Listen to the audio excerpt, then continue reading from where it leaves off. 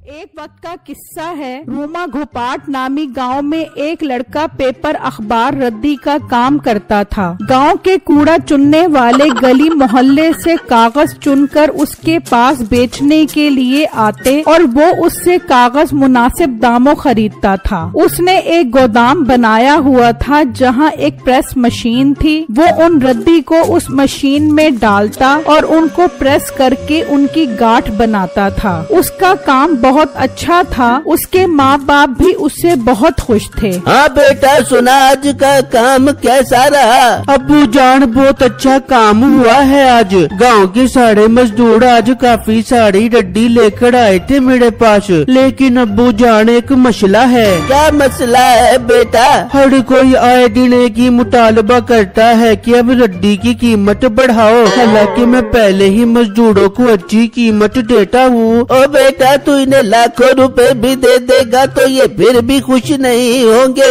इसलिए जो कीमत है वही रख, बढ़ाने की जरूरत नहीं है। हाँ अब्बू जान, मैं कोई पागल हूँ जो कीमत बढ़ाऊं? जिस कीमत पर कागज खरीदता हूँ उसी कीमत पर खरीदूंगा। हाँ बिट्टू, बिल्कुल ठीक कर रहे हैं। कम कीमत पर खरीद कर ज्यादा कीमत पर बेचोगे तो अच्छा मुनाफा होगा। उसी गांव में मीठे नाम का लड़का अपनी बीवी नसीबो कैंची के साथ रहता था। और बेगम जल्दी हाथ चला, क्या मिन मिन करके मरीजों की तरह नाश्ता बना रही है? तुझे पता नहीं है मैंने काम पर भी जाना है। और मीठे बना रही हूँ, काम की बात तो ऐसे कर रहे जैसे तूने पेंट कोट पहन के ऑफिस जाना है। अपनी शक्ल देख, मोहल्ले की गली कूचे से जाके कूड़ा उठाता है और बड़ी बहादुरी में मेरी नाक कटवाता है। और मोटी नाक वाली औरत, ये जो तू भर भर के अपने मुंह में खाने ठूसती है ये उसी कमाई के पैसों से आते हैं। उस वक्त तो तेरी नाक नहीं कटती। मीठे ज्यादा तू मेरे मुंह न लग, नाश्ता कर, चल मोहल्ले से जाके कूड़ा उठा। मीठा गुस्से में नाश्ता किए बगैर ही वहाँ से चला जाता है और जगह जगह से कागज चुनना शुरू कर देता है। तो उसे कूड़े में एक किताब नजर आती है। मीठा किताब देखकर थोड़ा हैरान होता है। अरे यार, लोगों के काम तो देखो, कूड़े के साथ साथ किताबें भी फेंक देते हैं। इल्म की कदर ही नहीं करते, इसीलिए तो लोग जाहिल के जाहिल हैं। खैर, मैंने इस किताब का क्या करना, मैं इसे रद्दी के साथ बेच देता हूँ। मीठा वो किताब उठा लेता है और बेचने के लिए बिट्टू की दुकान पर आ जाता है। बिट्टू भाई, आज मैं बहुत हाई क्वालिटी की रद्दी बेचने के लिए आया हूँ। आज तुम मुझे रद्दी की अच्छी कीमत दोगे?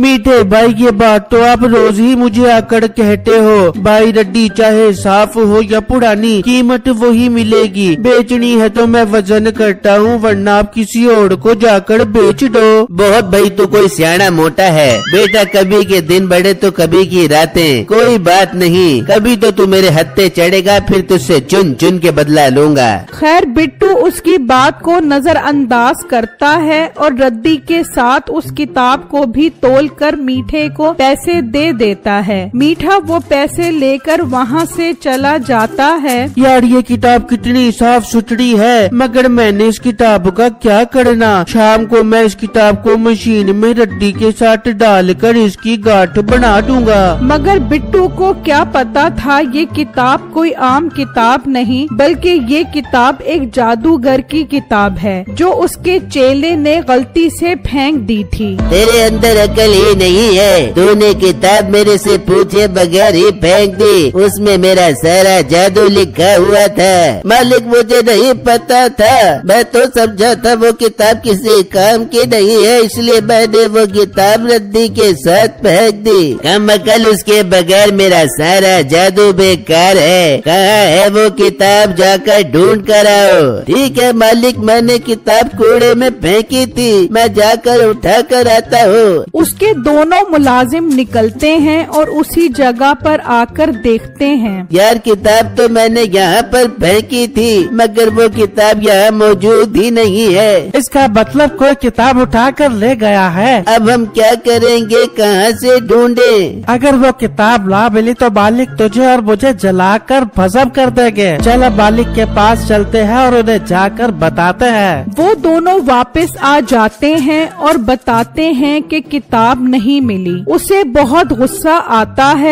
मुझे वो किताब हर सूरत में चाहिए। उसमें जादू लिखा है कि 3 दिन बाद बहुत जोर की बारिश होगी। अगर वो किताब अपने पास न हुई तो हम भी उस बारिश के साथ बह जाएंगे। मालिक, इसका मतलब वो किताब हर सूरत हासिल करना होगी, वरना हम में से कोई भी नहीं बचेगा। आप मेरा मुंह क्या देख रहे हो? जाओ और लोगों से उस किताब के बारे में पूछो।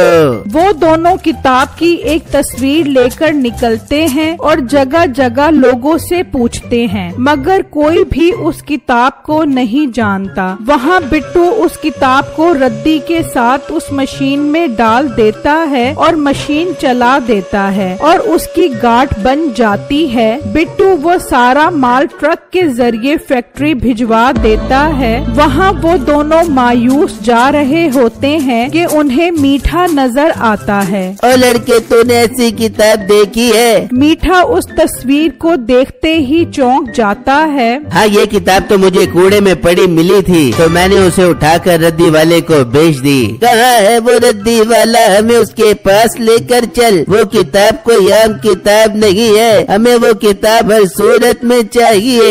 ये सुनते ही मीठे को ख्याल आता है कि मुझे इस मौके से फायदा उठाना चाहिए। मैं आपको उस रद्दी वाले के पास ले तो जाऊंगा, मगर मुझे क्या मिलेगा? तुझे हम उस किताब के बदले 5 लाख रुपए इनाम देंगे। क्या 5 लाख रुपए इनाम? अब तो मैं उस रद्दी वाले की चमड़ी उतार कर आपको वो किताब लेकर दूंगा। चलो मेरे साथ। फिर वो तीनों बिट्टू के पास आ जाते हैं। यही वो लड़का है जिसे मैंने वो किताब बेची थी। बिट्टू, कल मैं तुम्हें रद्दी के साथ एक किताब देकर गया था, वो वापस करो। अरे मीठे भाई, आप पागल तो नहीं हो गए? मैंने तो उस किताब को रद्दी के साथ गांठ बनाकर फैक्ट्री भेज दिया है। अब वो किताब नहीं मिल सकती। कैसे नहीं मिलेगी वो किताब? चल तू हमारे साथ, तुझे हमारे मालिक बताएंगे। वो बिट्टू को अपने साथ ले जाते हैं और उसे बांध देते हैं और जादूगर उससे किताब के बारे में पूछता है। मैं झूठ नहीं बोल रहा, वो किताब अब मेरे पास नहीं है। वो तो जाने कहां से कहां चली गई होगी।